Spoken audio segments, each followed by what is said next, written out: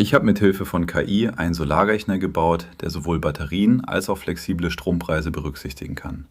Mit dem Tool kann man außerdem über eine grafische Oberfläche und einem Fragenkatalog ein eigenes Verbrauchsprofil erstellen und sich anzeigen lassen, wie der Solarrechner grob funktioniert, weil er jeweils den besten Sommer- und Wintertag als Diagramm darstellt.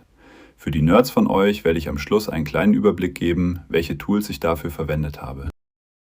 Wie bei den meisten Solarrechnern gebt ihr zuerst eure Anlage ein. Standort, Ausrichtung, Neigung, Modulleistung und bei Bedarf auch die Wechselrichterleistung.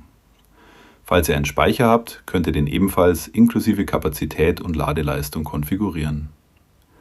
Anschließend tragt ihr euren Jahresverbrauch ein und lasst euch entweder ein Standardlastprofil erstellen oder beantwortet ein paar Fragen, um ein deutlich passenderes Verbrauchsprofil zu erzeugen.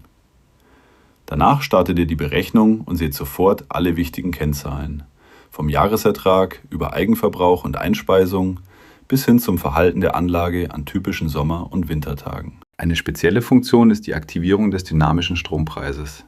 Das kann man in jedem dieser Schritte aktivieren, auch wenn die Ergebnisse schon angezeigt sind. Dann wird einfach neu berechnet. Befindet man sich im Batterieschritt, kann man dort noch angeben, ab welchem Preis die Batterie geladen werden soll und ab welchem Preis sie entladen werden soll. Unabhängig davon übrigens, ob das technisch und rechtlich machbar ist.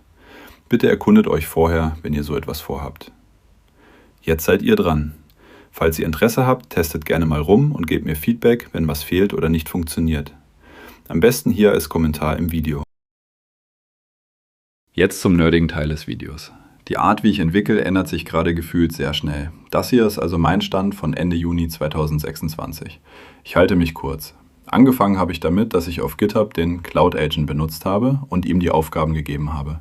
Nach dem Abschluss jeder Aufgabe kann man den Code noch einmal reviewen. Ab dem 1. Juni 2026 ist das leider sehr teuer geworden und ich musste mir etwas anderes überlegen. Ich habe mir ein VPS geholt und darauf läuft Claude Code mit Remote-Zugriff.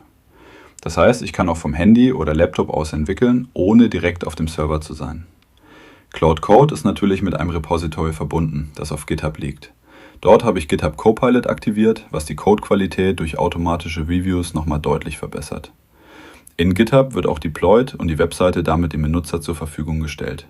Beim Benutzen werden im Hintergrund Statistiken aktualisiert, die in einer Datenbank gespeichert werden, ohne personenbezogene Daten. Damit ich die auswerten kann, habe ich mir einen Hermes-Agent erstellt und einen MCP-Server, über den ich die Statistiken abholen kann. Die kriege ich dann regelmäßig per Telegram.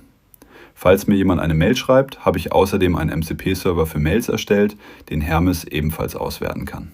Das Claude-Abo kostet mich momentan 18 € im Monat, Copilot 10 € und der VPS 12 €. Was ich durch den Hermes-Client an Token verbrauche, weiß ich noch nicht.